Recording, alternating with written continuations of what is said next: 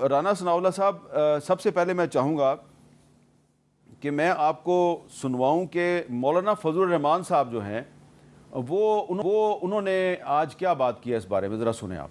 ہم نے اس وقت بھی اس حکمت عملی پہ اعتراض کیا تھا کہ جو آپریشن آپ سوات سے شروع کر رہے ہیں، آج 2024 میں آپ اس کے نتائج اپنے آنکھوں سے دیکھ رہے ہیں۔ دہشت گردی ختم ہوئی یا اس سے کئی گنا اور زیادہ بڑھ گئی۔ ہم آپ کو طاقتور دیکھنا چاہتے ہیں اور ہمیں پتہ ہے کہ آپ ہمیں کمزور دیکھنا چاہتے ہیں، یہ بھی معلوم ہے۔ آپ سیاست کو کمزور دیکھنا چاہتے ہیں، آپ پارلیمنٹ کو کمزور دیکھنا چاہتے ہیں، آپ ان کو اپنے گھر کی لونڈی بنا کر رکھنا چاہتے ہیں، سب کچھ معلوم ہے۔ ہم چاہتے ہیں کہ ان حالات سے ہم نکلیں، باعزت راستہ اس کے لیے نکالیں۔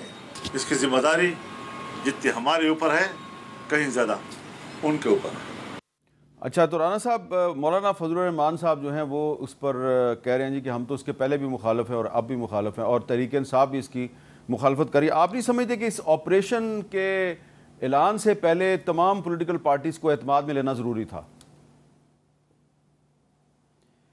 نہیں، دیکھیں حامد میر صاحب، یہ مخالفت برائے مخالفت یا کسی بات کو سمجھے بغیر ہی جو ہے نا وہ اپنا جو ہے وہ مخالفت کرنے والی بات ہے۔ آپریشن تو کے پی کے میں بلکہ پورے ملک میں اور بالخصوص کے پی کے میں دہشت گردی کے خلاف جاری ہے۔ انٹیلیجنس بیسڈ آپریشن روز ہو رہے ہیں، اور ان آپریشنز کی شدت کا آپ اندازہ کریں کہ آئے دن جو ہے وہ خبر آتی ہے کہ ہمارے جوان اور ہمارے افسر جو ہیں وہ شہید ہو رہے ہیں۔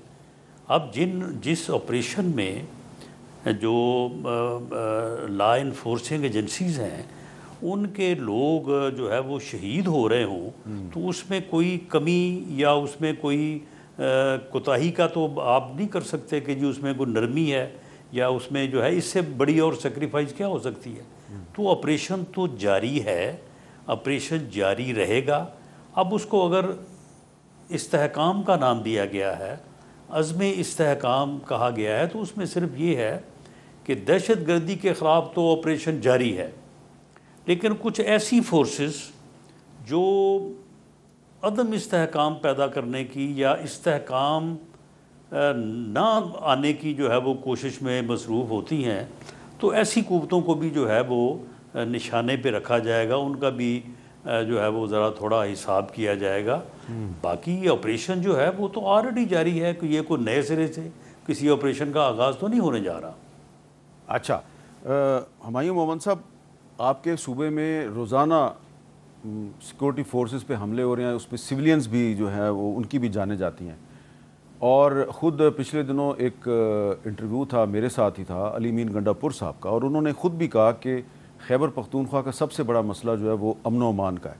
تو اس صورتحال میں ایک آپریشن کی ضرورت ہے نہیں ہے وہاں پہ؟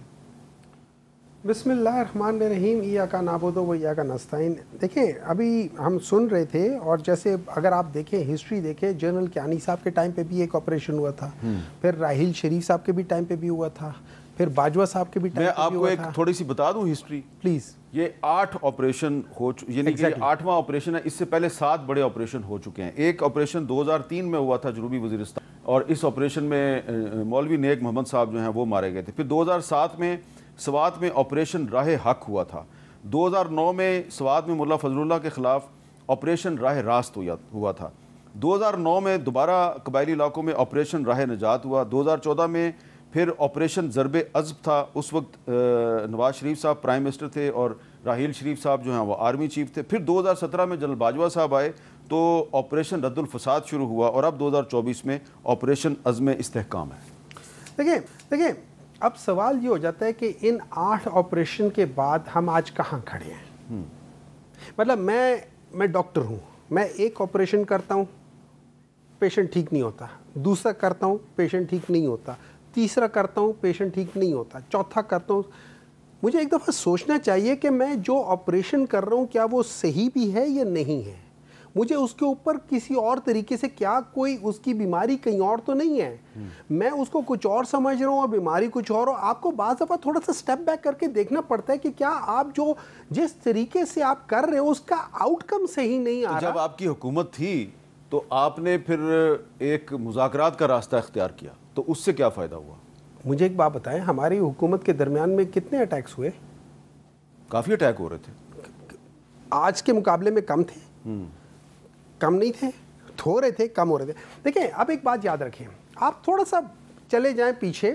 تو آپ بنیادی طور پہ یہ کہہ رہے ہیں کہ مسئلے کا حل آپریشن نہیں ہے, مذاکرات ہیں. دیکھیں مسئلے کا حل یہ ملٹی فیسڈ پرابلم ہوتا ہے, اس کا حل صرف اور صرف آپریشن نہیں ہوتا, اس کا حل بہت ساری چیزوں کے اندر کرتا ہے. لیکن میں تھوڑا سا ذرا پریشان ہوا ہوں.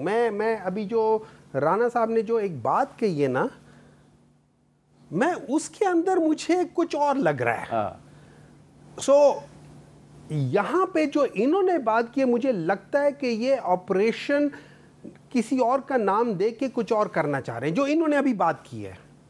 I am actually very concern about that. یہ سیدھی سی بات ہے, انہوں نے کہا کہ جو اس آپریشن کی مخالفت کریں گے. نہیں یہ نہیں کہہ رہے.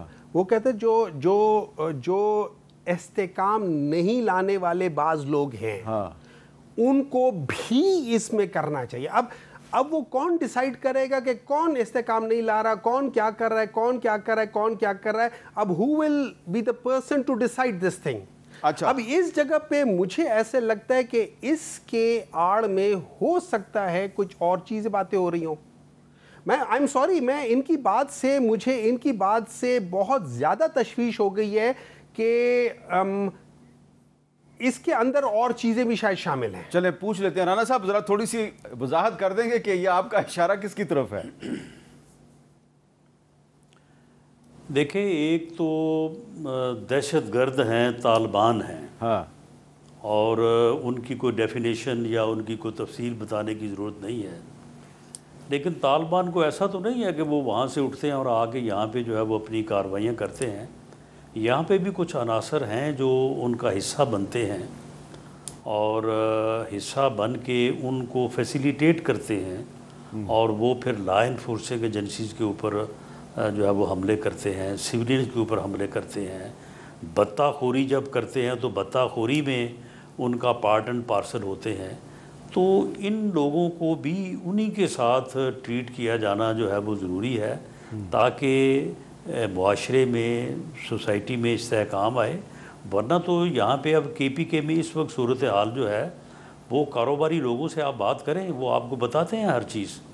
وہاں پہ جو لوگ بھی بزنس کرتے ہیں تو وہ جن خدشات کا اظہار کر رہے ہیں, تو اس میں طالبان کے ساتھ کچھ اور لوگ بھی جو ہیں وہ طالبان کا روپ دھار کے یا ان کے جو ہے وہ ساتھی بن کے تو یہ ایک بزنس کے طور پہ جو ہے وہ اس چیز کو لیتے ہیں.